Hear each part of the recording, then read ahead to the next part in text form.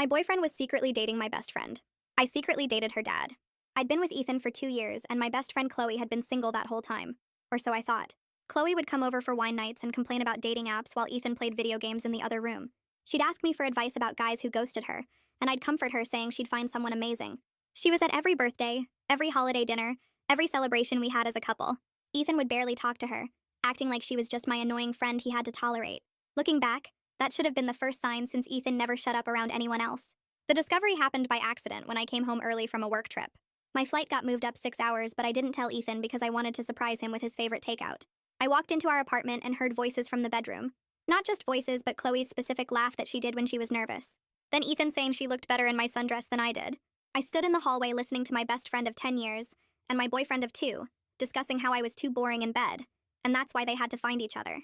Chloe said I was getting suspicious about her dating life, so they needed to be more careful. Ethan said I was too stupid to figure it out, and they'd been doing this for 8 months without me noticing. 8 months of Chloe crying on my shoulder about being single while going home to my boyfriend. 8 months of Ethan pretending to work late while meeting her at her apartment. 8 months of them sitting at my dinner table eating food I cooked while playing footsie under the table. I left without confronting them and went to my sister's house to think. She wanted to go slash tires, but I had a better idea. Chloe's dad, Bruce, was 51 and divorced for 3 years after her mom ran off with her trainer. He was actually attractive for someone's dad, owned a construction company, and had been lonely since the divorce. I'd met him plenty of times at Chloe's family events, and he always said I was the daughter he wished he'd had instead. Perfect. I started by running into Bruce at the coffee shop near his office. Total coincidence. Definitely not planned after Chloe mentioned his routine. We chatted about construction, and I mentioned needing help with my apartment renovations that didn't exist. Bruce offered to take a look as a favor to his daughter's best friend. He came over when Ethan was at work, and I wore yoga pants and made sure to bend over a lot while pointing at imaginary problems. Bruce started texting me about other things I might need fixed. I always needed something. The sink that worked fine, the door that wasn't squeaking, the light fixture that wasn't broken. Bruce would come over and I'd make him lunch as a thank you. Fresh sandwiches, homemade soup, cookies still warm from the oven. Bruce mentioned he hadn't had home cooking since his divorce. I said it was nice cooking for someone who appreciated it since Ethan never noticed. Bruce started staying longer, talking about his business, his divorce, how Chloe never visited him anymore. Week 3, I suggested we grab dinner after he fixed my perfectly functioning garbage disposal. We went to a steakhouse and Bruce insisted on paying since I'd been feeding him lunch for weeks. We had wine and talked until the restaurant closed. Bruce walked me to my door and said I was special and any man would be lucky to have me. I kissed him on the cheek and said he made me feel appreciated. The actual relationship started the next week. Bruce would take me to nice restaurants on the nights Ethan was supposedly working late but actually with Chloe. We'd go to concerts and museums and all the places Ethan said were boring. Bruce bought me flowers every week and little gifts just because he thought of me. He treated me like I was precious while Ethan treated me like I was convenient. Meanwhile, Ethan and Chloe got sloppier. They'd forget their lies and mix up stories. Ethan would smell like Chloe's perfume. Chloe would accidentally mention movies she'd seen that she'd supposedly watched alone. They thought they were so clever sneaking around, but really they were just cruel. After 2 months with Bruce, I invited everyone for Thanksgiving dinner. My parents, Ethan's parents, Chloe, and surprise guest Bruce. When Bruce walked in, Chloe dropped her wine glass. She stammered, asking why her dad was there. I smiled at everyone in the room and took Bruce's hand. Bruce is here because I invited him as my date. Chloe's face went white like someone drained all the blood out of it. Her mouth opened and closed, but no sound came out. Ethan looked confused, his eyebrows scrunched together. He asked why Chloe's dad would be my date. I squeezed Bruce's hand and smiled even bigger. Bruce squeezed back, his warm hand wrapped around mine. He had no idea what was about to happen. I told everyone that Bruce and I have been dating for 2 months now. My voice sounded calm and clear. Chloe's legs gave out and she dropped onto the couch. Her hands were shaking so bad she couldn't hold anything. The wine from her broken glass spread across my carpet in a dark red stain. My mom gasped. Ethan's dad leaned forward in his chair. Bruce kept holding my hand, still not understanding why everyone looked so shocked. Ethan's face changed. I watched it happen in slow motion. First confused, then thinking, then his eyes got wide. He knew that I knew. His mouth opened and words started tumbling out. He said it wasn't what I thought. He said he could explain. He said we should talk privately. Chloe stared at her father with pure horror on her face. Her eyes were huge and filled with tears. My parents sat frozen on the love seat. Ethan's parents looked at each other, then at their son, trying to figure out what was happening. The turkey sat on the table getting cold. Nobody moved to eat. I let go of Bruce's hand and stood up straighter. I told everyone that Ethan and Chloe have been having an affair for 8 months. My voice didn't shake. I said I have proof. I came home early from a work trip and heard everything they said about me. Chloe started crying, big, ugly sobs that made her whole body shake. She begged me not to do this. She said we could talk about it later. She said please don't do this in front of everyone. But I was done protecting her feelings. I was done being the stupid one they laughed about. Bruce's hand went stiff in mine. He turned to look at me. His face had this confused, hurt expression like a dog that got kicked. He asked if that's why I approached him. His voice was quiet. I saw the exact moment he understood. His daughter had betrayed me, and maybe I had used him to get back at her. Ethan's mother stood up fast. Her chair scraped against the floor. She demanded to know if this was true. Her voice was sharp and angry. Ethan started talking fast, saying no, saying it was a misunderstanding, saying I was being crazy. But Chloe was sobbing too hard to back up his lies. Her face was buried in her hands and her shoulders shook. The front door opened and my sister walked in. She was late like always. She looked around the room and I watched her take it all in. Chloe crying on the couch, Ethan standing there looking guilty, Bruce's hurt face, my parents' shocked expressions. She walked straight over to me and stood next to me. She crossed her arms and glared at Ethan. Bruce pulled his hand away from mine. The loss of his warmth felt like a punch. He turned to face Chloe. He asked her directly if she'd been sleeping with my boyfriend. His voice shook. I'd never heard Bruce sound like that before. Betrayed, disappointed, hurt. Chloe couldn't even look at him. She kept her face buried in her hands. That was answer enough. Bruce's whole face seemed to collapse. The strong construction company owner who always stood tall looked like someone had knocked the air out of him. He took a step toward Chloe, then stopped. His hands hung at his sides. I started talking again. I told everyone exactly what I heard that day. How Ethan said I looked worse in my sundress than Chloe did. How they talked about me being too boring in bed. How Chloe said I was getting suspicious and they needed to be more careful. How Ethan called me too stupid to figure it out. My dad's face got red. My mom started crying quietly. Ethan's parents turned to look at their son with fury in their eyes. Ethan's dad stood up and pointed at Ethan. He told him this was unacceptable. Ethan's mom looked like she wanted to slap him. Ethan tried to defend himself. He said I was boring. He said I was distant. He said I didn't pay attention to him. He said that's why he had to find someone else. My sister cut him off before he could say more. She asked if being bored gave him the right to lie to my face for 8 months. Her voice was loud and angry. She asked if being bored meant he could mock me with my best friend. Bruce stood up suddenly. The movement was so fast it made everyone look at him. He walked toward the kitchen. I could hear him breathing hard, like he couldn't get enough air. Chloe jumped up from the couch and followed her father. She was still crying. She kept saying, "Dad, Dad, please." Bruce stood by the sink with his back to everyone. His shoulders were tight. Chloe reached for him, but he pulled away. She started trying to explain. She said she didn't mean for it to happen. She said she fell in love. She said she never wanted to hurt anyone. Bruce turned around and looked at his daughter. He told her he was ashamed of her. His voice broke on the word ashamed. He said he couldn't believe she would betray someone who loved her like family. He said I had been nothing but good to her for 10 years. The pain in his voice made my stomach twist. I realized right then that I had hurt him deeply by using him this way. He was a good man who didn't deserve to be a tool in my revenge plan. Ethan's mother stood up so fast her chair tipped backward. She pointed at Ethan and her voice came out sharp. She told him to pack his things and get out of this apartment. She said they didn't raise him to be this cruel. Ethan's father nodded and said this behavior was unacceptable. Ethan looked at his mother with wide eyes. He started to say something, but she cut him off. She said she was ashamed and disappointed. Ethan turned to look at Chloe on the couch. Chloe had her face in her hands and wasn't looking at anyone. She was still crying. Ethan stepped toward her, but she didn't move. He called her name, but she didn't respond. Bruce was still in the kitchen, and I could hear him breathing hard. Ethan's father walked over and grabbed his son's arm. He told him to go pack a bag right now. Ethan pulled his arm away and said we should all calm down. My dad stood up and told Ethan to do what his parents said. The room felt too small with everyone standing. My mom came over and put her arms around me. She hugged me tight and said she was proud of me. She said I was brave for standing up for myself. Her words should have felt good, but they didn't. I felt empty inside, like I'd won something but lost more. My sister stood next to me with her arms crossed. She glared at Ethan the whole time. Bruce walked back from the kitchen. His face looked different. Older somehow. Tired. He stopped a few feet away from me and just looked at me. His eyes had this hurt in them that made my chest tight. He asked me quietly if any of our time together was real. His voice cracked on the word real. Everyone in the room went silent. Even Chloe stopped crying for a second. I tried to find the right words. I told him it started as revenge. I admitted that. But I said it became real. I said my feelings for him were genuine now. I said I cared about him. Bruce shook his head slowly. He looked down at the floor. He said he needed time to think. He said he needed to figure out if he could trust anything between us. He turned and walked toward the door. Chloe jumped up from the couch. She called out to him. She said, "Dad, please wait." But Bruce didn't stop. He didn't even look at her. He just opened the door and left. The sound of it closing felt final. Chloe stood there staring at the closed door. Then she spun around and looked at me. Her face changed from sad to angry in seconds. She screamed that I destroyed her relationship with her father. Her voice was loud and raw. She said I had no right to use him like that. Something hot flared up in my chest. I yelled back that she destroyed our 10-year friendship. I said she slept with my boyfriend and laughed about how stupid I was. I said she sat at my table and ate my food while lying to my face. Chloe's mouth opened, but nothing came out. My sister moved closer to me. Ethan took a step toward us. He said we should talk privately.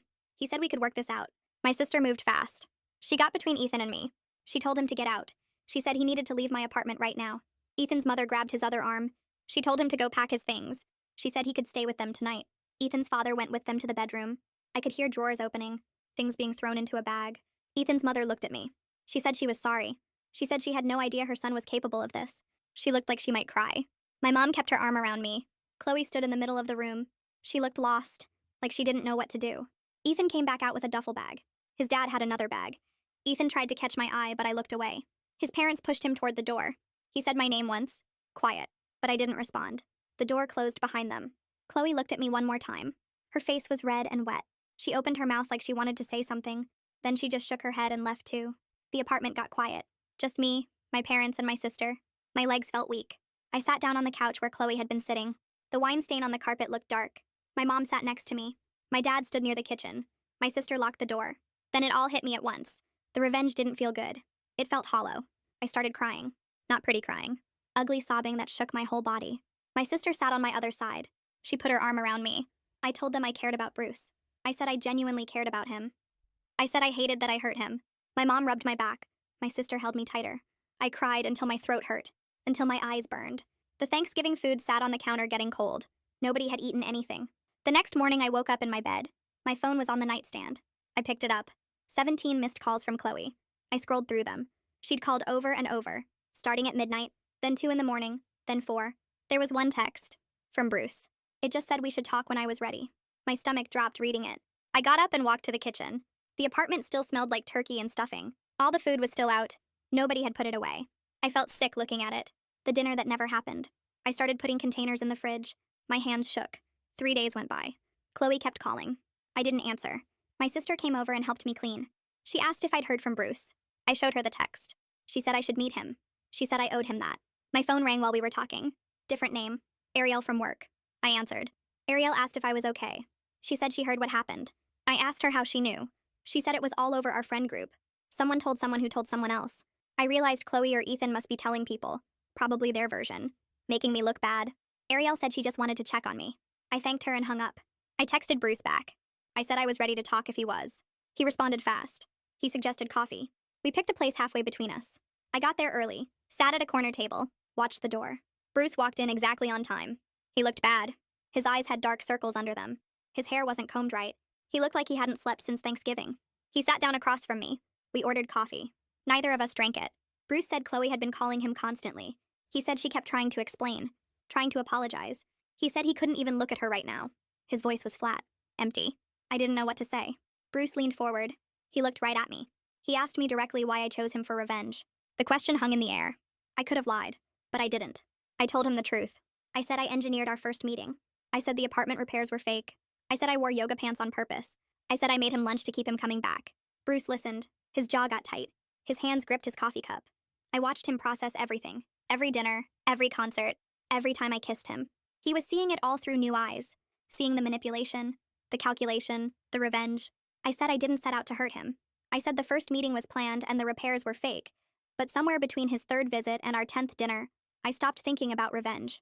I stopped counting how many times I made him laugh, or how many stories he told me about his business. Bruce stared at his coffee cup. He asked when I knew it changed.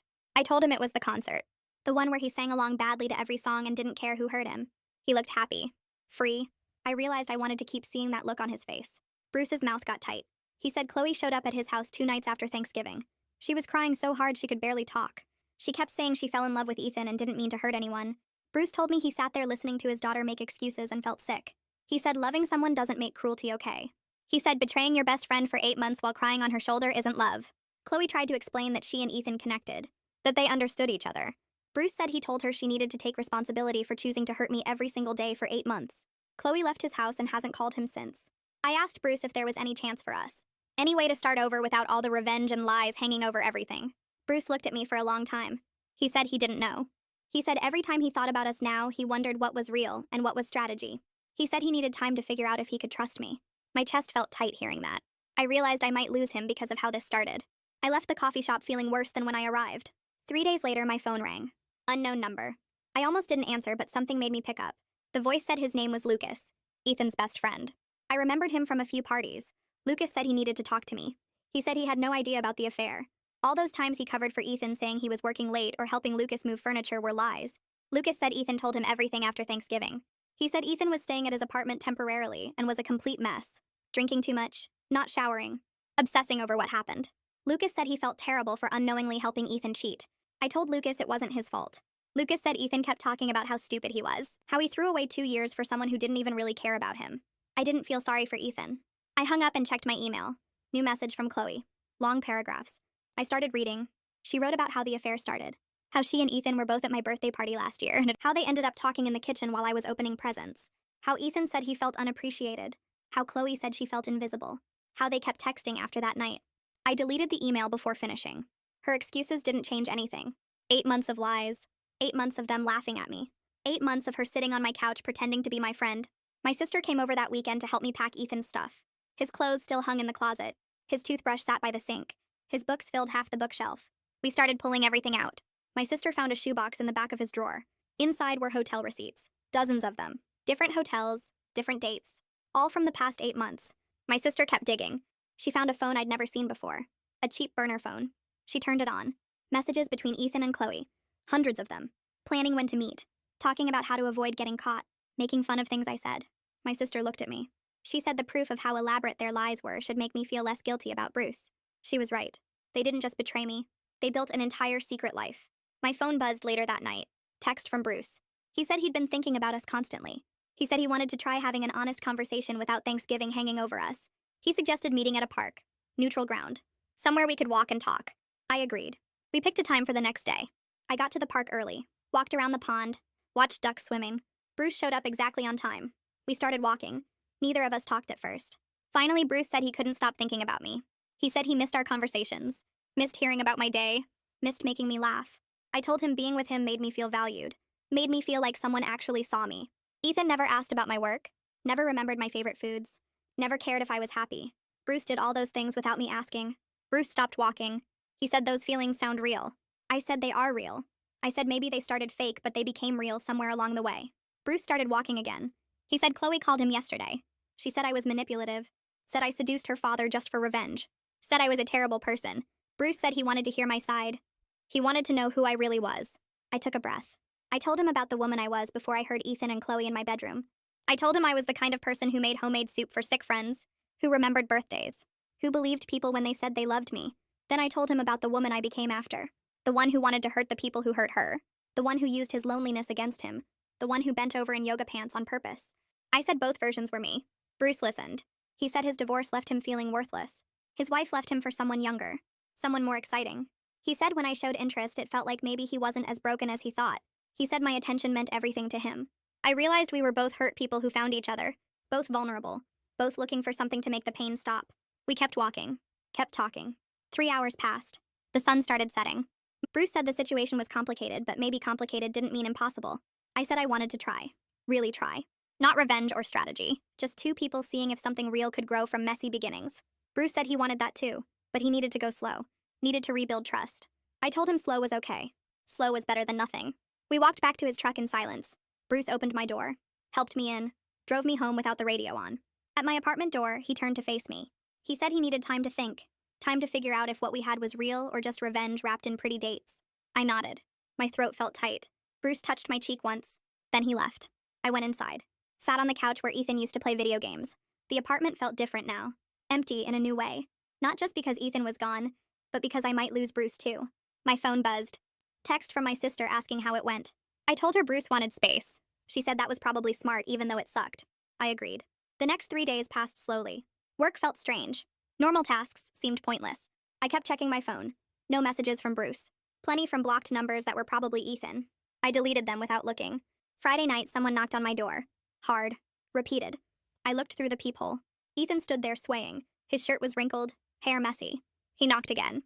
I opened the door with the chain still on. He stank like whiskey. His eyes were red. He started talking fast, saying he made a mistake. A huge mistake. He loved me. Always loved me.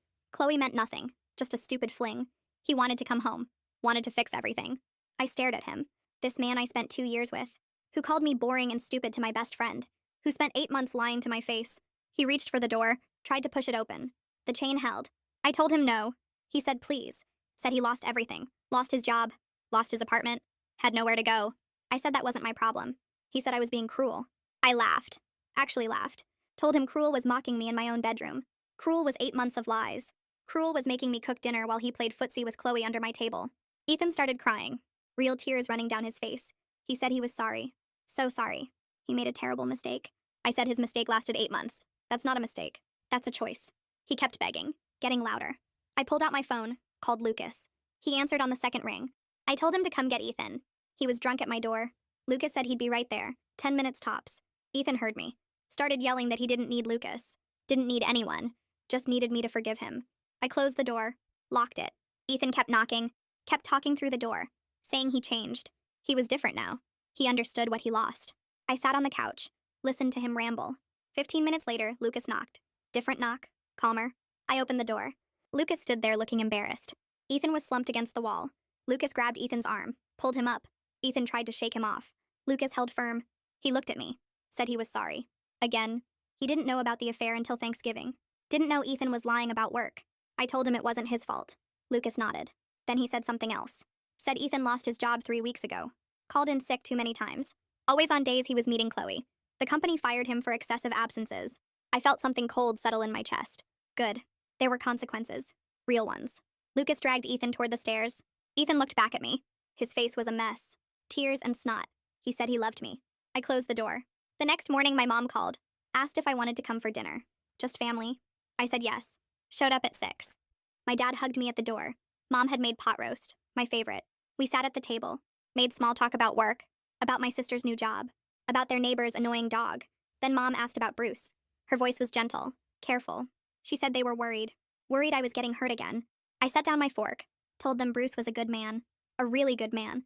He got caught in my revenge plan. He didn't deserve that. I was trying to give him space. Let him decide what he wanted. Dad asked if I wanted Bruce to choose me. I said yes. More than I expected to. Mom reached across the table. Squeezed my hand. Said sometimes good things come from messy situations. Sometimes we have to work through the mess to find what's real. I nodded. Dad said Bruce seemed like a decent guy at Thanksgiving. Before everything exploded. Said he saw how Bruce looked at me. Like I mattered. I felt tears start. Pushed them back. Mom said they'd support whatever I decided. Whatever happened with Bruce. They just wanted me to be happy. Actually happy. Not settling for someone who treated me like I was convenient. We finished dinner. I helped with dishes. Drove home feeling lighter. Less alone. Monday morning, I got a message on social media. From someone named Jerome. Chloe's uncle. I remembered him from family events. Tall guy. Always told bad jokes. The message said he heard what happened. Wanted me to know Chloe's behavior didn't represent their family. They raised her better than that. He said Bruce was devastated. Really struggling. But Chloe was starting to understand what she did. Starting to see the weight of it. I stared at the message. Didn't know what to say back. Jerome added that he always liked me. Thought I was good for Chloe. Kept her grounded. He was sorry she threw that away. I typed a simple thank you. Sent it. Put my phone away. I folded the letter back into its envelope. Put it in the drawer of my nightstand. Under some old receipts and a random phone charger. Not throwing it away felt important somehow. Like keeping proof that she at least tried to own what she did. My sister came over that evening with Chinese takeout. We ate on the couch while some reality show played in the background. She asked if I'd heard from Chloe. I told her about the letter. She set down her chopsticks. Asked if I was going to respond. I said no. She nodded. Said I didn't owe Chloe anything. Not forgiveness, not acknowledgement, not even a reply. She said some people think forgiveness is required to move on, but that's garbage. Sometimes the healthiest thing is to just let people sit with what they did. I asked if that made me a bad person. She looked at me like I was crazy. Said absolutely not. Said Chloe betrayed 10 years of friendship and laughed about how stupid I was. Said that deserves consequences. Real ones. Not just a nice letter where she feels better about herself. We finished eating. She stayed until midnight, talking about nothing important. Her new job, our parents, the neighbor who plays music too loud. Normal stuff. It felt good. Like I could be a regular person again instead of someone constantly thinking about betrayal and revenge. 3 days later, Bruce texted. Asked if we could meet for coffee. I stared at the message for 10 minutes before responding. We agreed on Thursday afternoon. Same coffee shop where we'd first run into each other. Or where I'd staged running into him. The irony wasn't lost on me. I got there early, ordered my usual. Sat at a table by the window. Bruce walked in exactly on time. He looked better than at the park. Less tired. His shoulders weren't as tense. He got his coffee and sat across from me. We made small talk for a minute. Weather, traffic, nothing real. Then Bruce set down his cup. Said he'd been spending time with Chloe. Trying to work through everything. My stomach twisted, but I kept my face neutral. He said she was genuinely sorry. Really struggling with what she did. I wanted to say she should struggle. That she earned every bit of guilt. But I just nodded. Bruce continued. Said they'd had some hard conversations. Really hard. About the affair. About me. About why she made the choices she made. He looked older talking about it, tired in a way that went deeper than lack of sleep. Bruce said Chloe admitted something during one of their talks. Said the affair made her feel powerful, desired. Like she was winning some competition she didn't even know she was in. She never thought about the real damage. Never considered that I was an actual person with feelings. Just saw me as an obstacle between her and what she wanted. Bruce's voice got rough saying this. He looked out the window. Said he was disappointed in her. More than disappointed. He didn't know he'd raised someone capable of that kind of cruelty. I felt something crack in my chest. Not for Chloe. For Bruce. Because he was trying so hard to love his daughter while hating what she'd done. He said their relationship would never be the same. He'd forgive her eventually because she was his daughter. But trust was gone. Maybe forever. The easy closeness they used to have was dead. I reached across the table, touched his hand. He looked at me. His eyes were wet. I pulled my hand back. This felt too intimate for what we were now. Whatever that was. I asked the question I'd been avoiding. Asked if he'd decided what he wanted. Regarding us. Bruce took a long breath. Said he'd been thinking about nothing else for weeks. He cared about me. Really cared. But he worried we were built on a foundation that couldn't support anything real. Revenge and manipulation. Lies and strategy. He didn't know if we could ever trust each other completely. Didn't know if every moment together would be tainted by how we started. I wanted to argue. To say we could move past it. But he was right. I'd seduced him on purpose. Calculated every move. Used his loneliness against him. That doesn't just disappear because I caught feelings later. Bruce said he didn't want to lose me completely. Didn't want to throw away what we'd built even if the foundation was cracked. But he needed time. Needed to figure out if we could be something healthy. I nodded. My throat felt tight. Bruce suggested we try being friends first. No romance, no pressure. Just rebuilding trust slowly, getting to know each other without all the weight of secrets and revenge. I agreed. Said if we were meant to be together, we needed to start from honesty. Not from the calculated seduction that began everything. Bruce smiled a little. Said he'd like that. We finished our coffee. Made plans to meet again next week. Same time, same place. He hugged me before leaving. It felt different from before. Less charged, more careful. Like we were both afraid of breaking something fragile. The next month passed slowly. Bruce and I met every Thursday for coffee. We talked about everything. His business, my work, our therapy sessions, the ways we were both trying to heal from different wounds. The conversations felt genuine in a way they hadn't before. When I wasn't performing. When he wasn't being seduced. We were just two people trying to figure out if we actually liked each other. I told him about my childhood. My parents, my sister. Things I'd never shared during our dates because I'd been too focused on making him fall for me. Bruce talked about his divorce. Really talked about it. Not the surface version he'd mentioned before. He said his ex-wife leaving destroyed his confidence. Made him feel worthless. Unlovable. That's why my attention had meant so much. Why he'd fallen so fast. We were both vulnerable people who found each other at the wrong time. Or maybe the right time, but the wrong way. Hard to tell. I looked forward to Thursdays. To seeing Bruce without any agenda except enjoying his company. It felt lighter. Easier. Like maybe we could actually build something real from the wreckage. A mutual friend called me on a Tuesday. Someone who'd known both me and Ethan for years. She said Ethan had asked her to reach out. He wanted to meet. To apologize properly. To explain himself. I felt my jaw tighten. Told her no. She tried to convince me. Said Ethan was really struggling. Really sorry. I cut her off. Said I didn't need Ethan's apology to move forward. That him feeling better about himself wasn't my responsibility. He should focus on becoming a better person for his own sake. Not for mine. She went quiet. Then said she understood. I hung up feeling lighter. Like setting that boundary freed something in me. Ethan didn't get to control my healing by making me listen to his excuses. I got to decide when and if I ever wanted to hear from him. Right now, the answer was never. Lucas texted me a few days later. Said he'd been meaning to reach out. Wanted me to know Ethan was in therapy. Actually working on himself. Acknowledging how cruel he'd been during the affair. How he'd mocked me, betrayed me, used me. Lucas said Ethan was finally taking responsibility. I read the message twice. Typed back that I appreciated him telling me. But I had no interest in reconciliation or friendship with Ethan. Ever. Lucas responded immediately. Said he completely understood. Just wanted me to know Ethan was trying to change. I put my phone down. Part of me was glad Ethan was getting help. The other part didn't care. His healing was separate from mine. I didn't need to forgive him or acknowledge his growth to move on with my life. That realization felt powerful. Like I was taking back control he'd stolen. Another letter arrived from Chloe. Shorter this time. Just one page. She said she was moving to a different city. Needed to start over. Give everyone space to heal without constant reminders. She wrote that she hoped someday I could forgive her. But she understood if that never happened. She wasn't asking for anything. Just wanted me to know she was leaving. The letter felt different from the first one. Less about making herself feel better. More about accepting consequences. I put it with the other one. In my nightstand drawer. Maybe someday I'd throw them both away. Or maybe I'd keep them forever. Reminders that people can change even when relationships can't be saved. Thursday came again. Bruce and I met for coffee. He seemed distracted. Kept stirring his drink without drinking it. I asked if everything was okay. Bruce said Chloe was moving. To Portland. She'd gotten a job there, needed distance from everything that happened. He said it was partially his suggestion. He'd told her space would help everyone heal, give them room to rebuild their relationship without the constant weight of what she'd done. Bruce looked sad saying this, but also relieved, like he needed the distance too. Needed to not see her every day and remember she'd betrayed someone he cared about. I asked how he felt about it. Bruce shrugged, said he was her father. He'd always love her. But right now he needed space as much as she did. Too many reminders. Too much hurt. Maybe with time and distance they could find their way back to each other. But the relationship they had before was gone. They'd have to build something new. Something honest. Even if it was smaller and more careful than what they'd lost. My mom called on a Wednesday afternoon. She wanted to know if Bruce and I could come for dinner that weekend. Just the four of us. She said she wanted to get to know him better without all the drama hanging over everything. I checked with Bruce and he agreed immediately. He seemed almost eager for it. Like he wanted my parents to see him as more than just the guy who got caught up in my revenge plan. Saturday evening we drove to my parents' house. Bruce brought flowers for my mom and a bottle of wine for my dad. The gesture made my chest tight because it showed how much he cared about making a good impression. My mom hugged him at the door like he was already part of the family. My dad shook his hand and led him to the living room to talk about construction projects.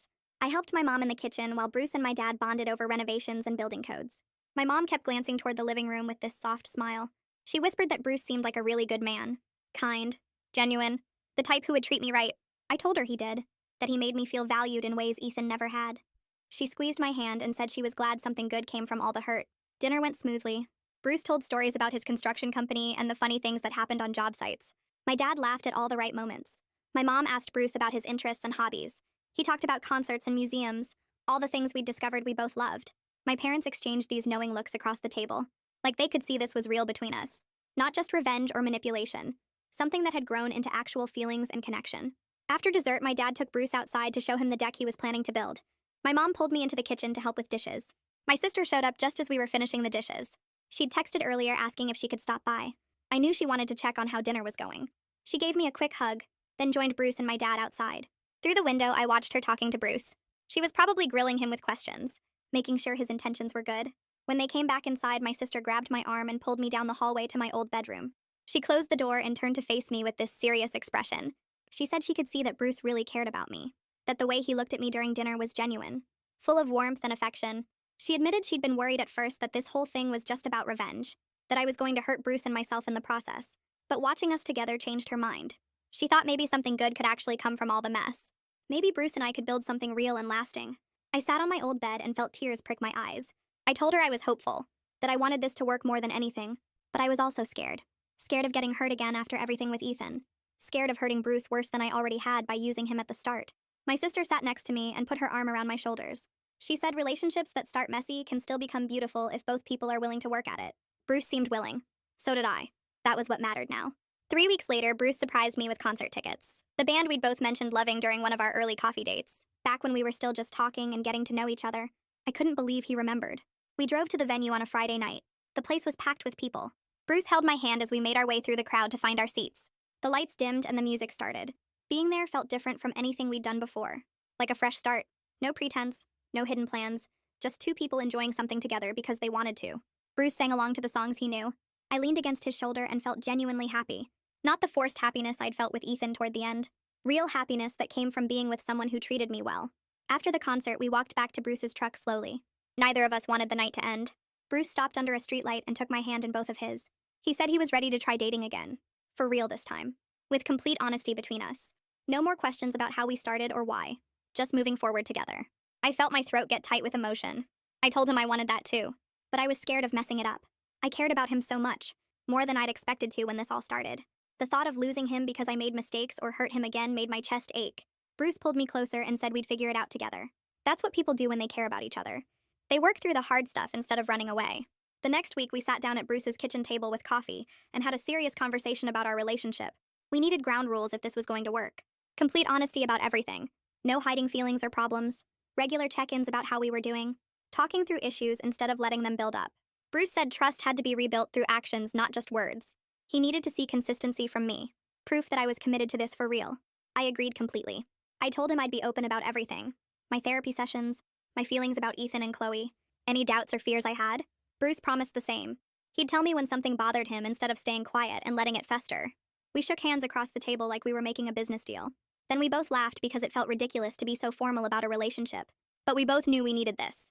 Clear expectations and boundaries. I decided it was time to introduce Bruce to my work friends properly. Not as a secret I was hiding, but as my actual boyfriend. I invited Ariel and 2 other colleagues to happy hour at a bar downtown. Bruce met us there after work. He wore a nice shirt and seemed a little nervous. I introduced him to everyone and explained how we met. The real version this time. Not hiding anything. Ariel shook his hand and studied him carefully. She asked him questions about his business and his interests. Bruce answered honestly and made everyone laugh with stories about construction mishaps. By the end of the night, Ariel pulled me aside near the bathroom. She said Bruce clearly treated me well. She could see it in how he looked at me and listened when I talked. She approved completely. Said I deserved someone who made me happy after everything I'd been through. The validation from my friends made me feel lighter.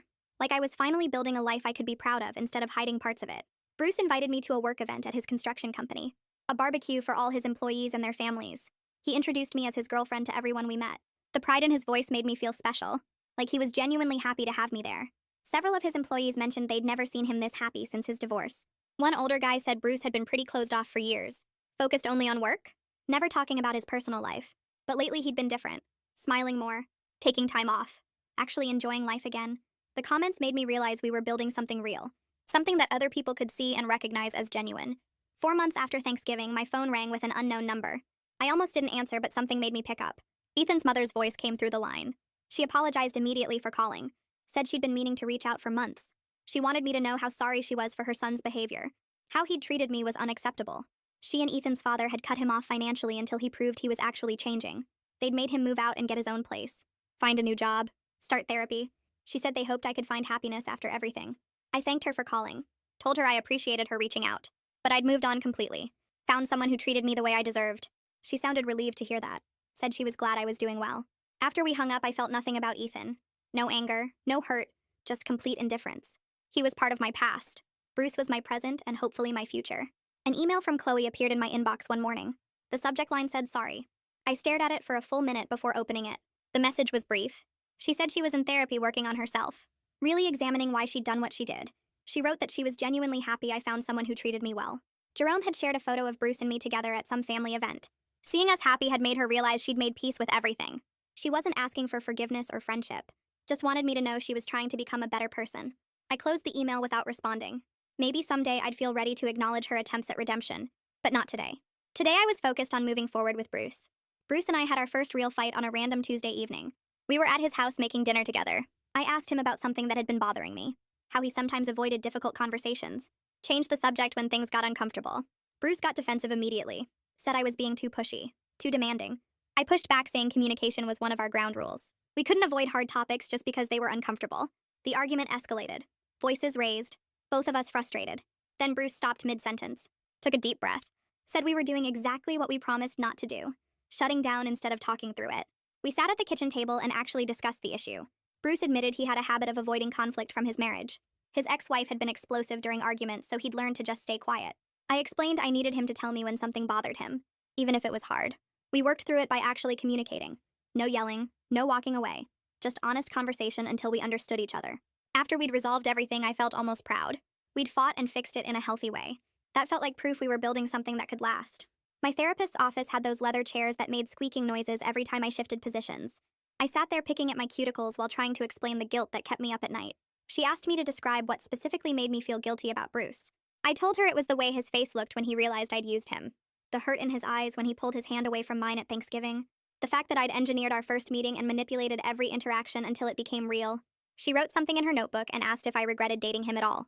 I said no, because somewhere between the fake repairs and the real dinners, I'd fallen for him completely. She pointed out that Bruce was still with me despite knowing the truth. That he'd chosen to stay and work through it. That maybe I needed to forgive myself the same way he was learning to forgive me.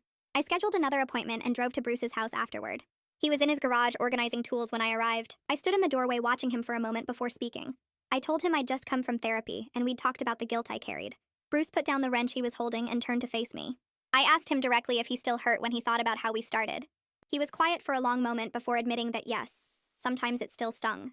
Knowing I'd approached him with a plan instead of genuine interest. But then he said something that made my chest tight. He told me he'd decided to focus on who we were now instead of dwelling on how we began.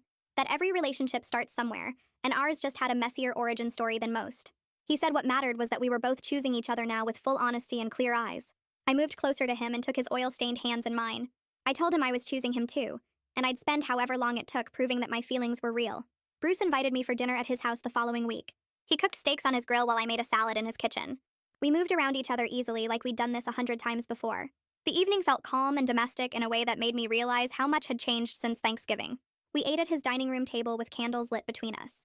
Bruce poured wine and we talked about work and my parents and his latest construction project. Normal couple things that felt significant because they were so ordinary. After dinner, we moved to his couch and Bruce turned the TV on, but neither of us really watched it. He pulled me close against his side and I fit there perfectly. We sat in comfortable silence for a while before Bruce shifted to look at me directly. His expression was serious and my heart started beating faster. He told me he needed to say something and he wanted me to really hear it. I nodded and waited. Bruce said he loved me, that he'd fought against it for weeks after Thanksgiving because he didn't want to love someone who'd used him. But he couldn't help it. He loved the way I laughed at his terrible jokes, the way I listened when he talked about his business problems, the way I made him feel like he mattered. He loved me despite the messy beginning and he needed me to know that. I felt tears building in my eyes as I told him I loved him too. That I'd been scared to say it first because I didn't think I deserved it after what I'd done. But I loved him completely and genuinely. Bruce kissed me and it felt different from all our other kisses. It felt like a promise. We stayed up late talking about everything. I admitted that our beginning was wrong and messy and I wished I could go back and meet him differently. Bruce said he understood, but we couldn't change the past. All we could do was build something real and honest moving forward. He said what we had now was worth fighting for, regardless of how it started. I fell asleep on his couch that night with his arm around me, feeling more secure than I had in months. 6 months after Thanksgiving, my apartment looked completely different.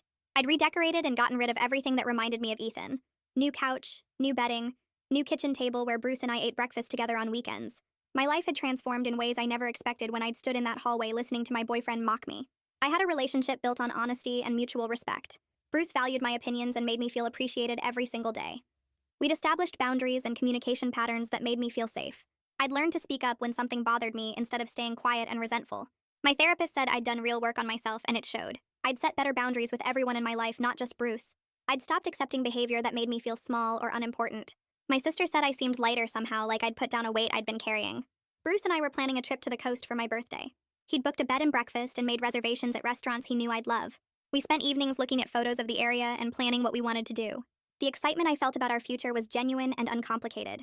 I'd learned that revenge didn't heal betrayal. Confronting Ethan and Chloe at Thanksgiving had felt satisfying in the moment, but it didn't erase the hurt they'd caused. What actually helped was building a life I was proud of with someone who treated me well. Bruce made me coffee every morning and kissed my forehead before leaving for work. He texted me throughout the day just to check in. He listened when I talked about my problems and offered actual solutions instead of dismissing my concerns. The contrast between him and Ethan was stark, and made me grateful every day that I'd discovered the affair. My parents had Bruce over for dinner regularly now, and my dad actually liked talking to him about construction and business. My mom said she could see how happy I was, and that's all she wanted for me. I'd stopped checking Ethan's social media months ago because I genuinely didn't care what he was doing. That indifference felt like the real victory. I stopped at the coffee shop near my office on a random Tuesday morning. The line was long and I was scrolling through my phone when someone said my name. Jerome stood behind me holding a briefcase and smiling warmly. I hadn't seen him since before Thanksgiving and felt awkward for a second. He asked how I was doing and seemed genuinely interested in the answer. We ordered our coffees and Jerome suggested we sit for a minute if I had time. I texted work that I'd be a few minutes late and joined him at a small table. Jerome started by saying he'd heard about everything that happened. He wanted me to know that Chloe was doing better now. She'd been in therapy for months and was really working on herself. He said she'd moved to a different city to give everyone space and was building a new life there. Jerome mentioned she'd sent him a photo recently and she looked healthier and more at peace. Then he brought up Bruce. He said he'd seen Bruce at a family gathering a few weeks ago, and he seemed happier than Jerome had seen him in years. Really genuinely happy in a way he hadn't been since before his divorce. Jerome said whatever Bruce and I had together was clearly good for him. I felt relief hearing that other people could see how real our relationship was. Jerome finished his coffee and stood to leave.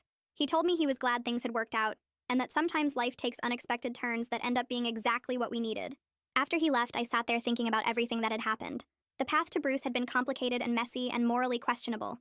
I'd used him for revenge and hurt him in the process. But somehow we'd built something genuine from that messy beginning. I had someone who truly loved me and treated me with respect. Bruce had someone who made him feel valued and appreciated.